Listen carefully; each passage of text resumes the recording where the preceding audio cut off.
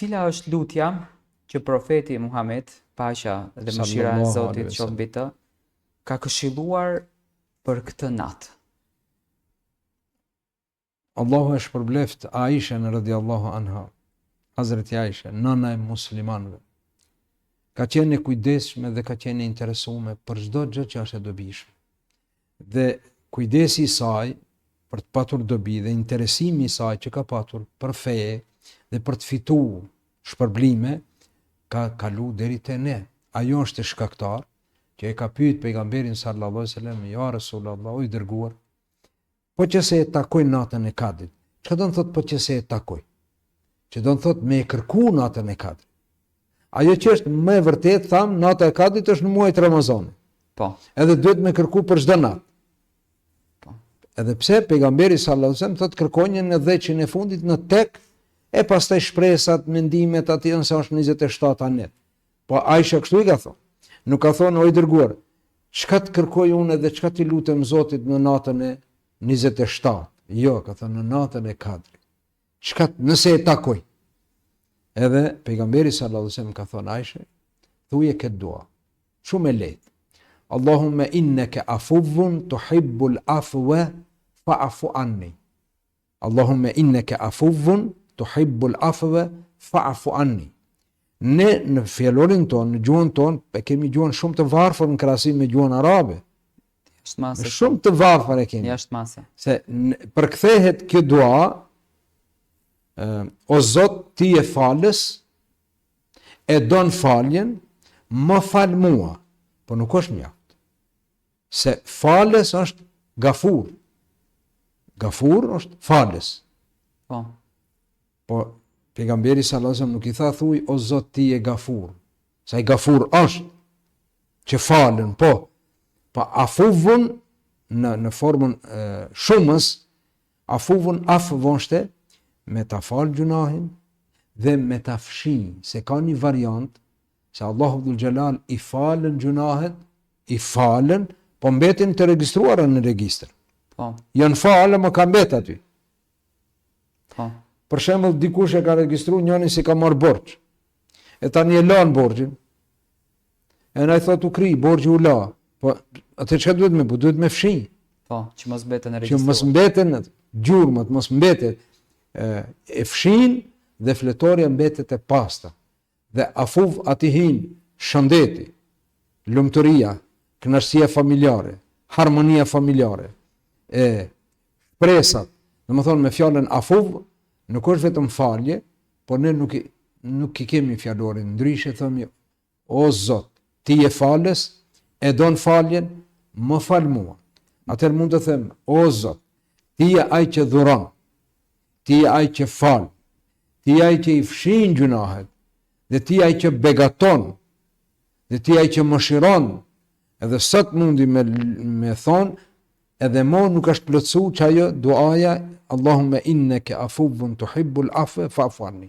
Pra them, porosis veten edhe çdo kënd që ta thot këtë lutje natën e Kadrit më të madhe, që inshallah Allahu dhul Jalal edhe të na falje, edhe të na begaton, edhe të na bekon, edhe të na bashkon, edhe të na jep shëndet, edhe të na jep harmoni, edhe të na jep lumturi. Kretë këto hinë në çat fjalë innaka afuwwun. Pra kjo është lutja të cilën duhet bëj, ja vlen të bëhet natën e Kadrit. Por jo me mbet vetëm me kaq, thash me fal namaz, edhe me ju drejtu Allahu dhul Jalal, edhe me lutje tjera. Nuk janë vetëm këto. Natën e Kadrit njeriu, nëse është i smundi, lutet për shëndet. Po. Nëse ka një telashe, ka një problem, i lutet që Allahu t'ja largon. Nëse ka problem me evlat, me fëmijë, duhet t'i lutet Allahu dhul Jalal që Allahu t'ja udhëzon. Nëse nuk ka evlat, nuk ka fëmijë, t'i lutet Allahu dhul Jalal që fëmijët t'i dhuron. Nëse i është ngatru, natën Kadrit është shumë e hapur, shumë e gjerë, ka vend për lutje, dhe Allahu dhul Jalal kur nuk i bëhet ballë. Dhe pejgamberi sallallahu alaihi wasallam thot, Allahu i lartë mua, i lartë madhruar, kur nuk mërzitet nga dikush që e lut, po sa më shumë e lut, Allahu më shumë e don.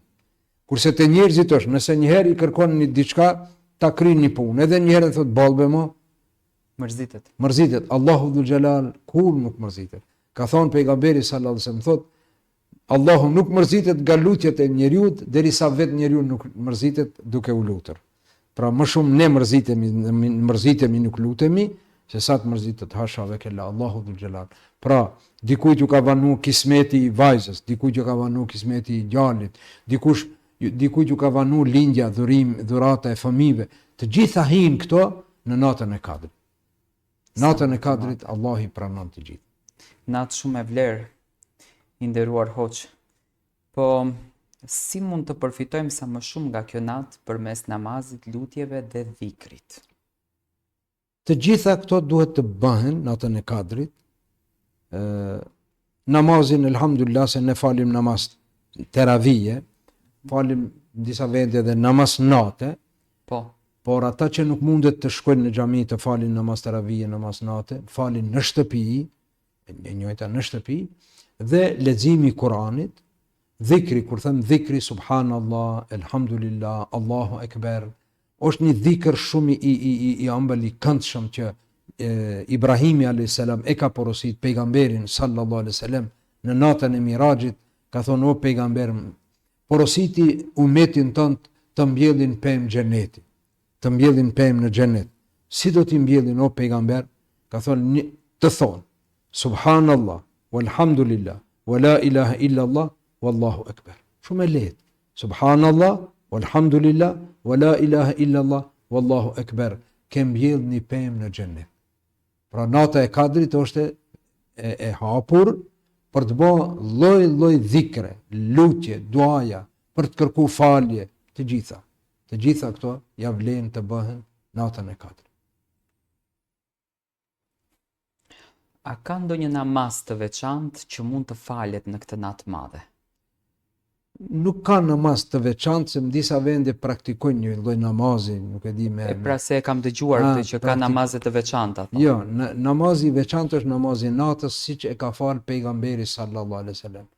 Ma e mira është, nëse nuk falet namaz natë në xhami, e mira është në këtë natë të falen 8 rekat, nga 2 rekat me dhënë selam, jo 4, po 2 plus 2, 2 plus 2.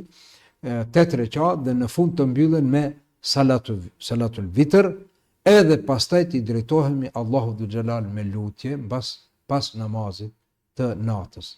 Namazi natës është shumë i vlefshëm, jo vetëm në natën e Kadrit, por çdo herë në hisën e tretë, në pjesën e tretë të natës, që do të thotë 1 orë, 2 orë para mëngjesit. Atëherë është ajo kulminacioni ku Allahu dhul xhelal çdo adhurim në këtë natë e don, dhe çdo lutje në këtë natë e pranon, edhe thot, a ka dikush që më lip, që më lutet, unë t'ja pranoj lutjen, që më kërkon diçka t'ja jap, dhe që kërkon falje, unë t'a fali. Pra nata e Kadrit është potencial për të gjitha këto vepra. Kurse namaz, kam dëgjuar në disa vende, falin 2 rekat namaz, lexo 7 herë kul huwallahi, nuk e di çfarë me xhamat, nuk ato namaze nuk ekzistojnë. Ajo që ekziston është ato që ka bërë i dërguari sallallahu alaihi wasallam për çdo herë. E tani dua të ndaloj pak te namazi i natës, sepse mua më ka ndodhur që më kanë thënë, për shembull, dikush x person ka thënë që namazi i natës nuk ka vlerë gjatë muajve të tjerë, e ka vlerën vetëm nga fillimi deri në fund të Ramazanit. Ndryshe duhet ta themi. Namazi i natës çdo herë ka vlerë gjatë vitit, po më shumë vlerë ka në Ramazan. Apo? E vërtet. Gjithë vitin namazi i natës është i dashur te Allahu dhul xhelal. Namaz natë me fal, njeriu i afrohet Allahut. Pse? Natën është ibadeti më i vlefshëm, se nata është nuk duket, falen njerëzit në sheft, ha? Edhe në një hadith i dërguari sallallahu alaihi wasallam thotë, o salli salat al-layl, falen namazin e natës kur njerëzit flejnë. Falni namaz natë kur njerëzit flejnë. Para mendo kur të gjithë qerët flejnë, ti u ke çuar dhe i drejtohesh Allahut dhul xhelal. Kjo vlen gjithë vitin. Nuk ka natë që është ndaluar apo nuk është e vlefshme namazi i natës. Por në muajin e Ramazanit ka edhe më shumë vlerë. Ka tjetër vlerë. Në natën e Kadrit edhe më shumë. Ka edhe më shumë. Kështu.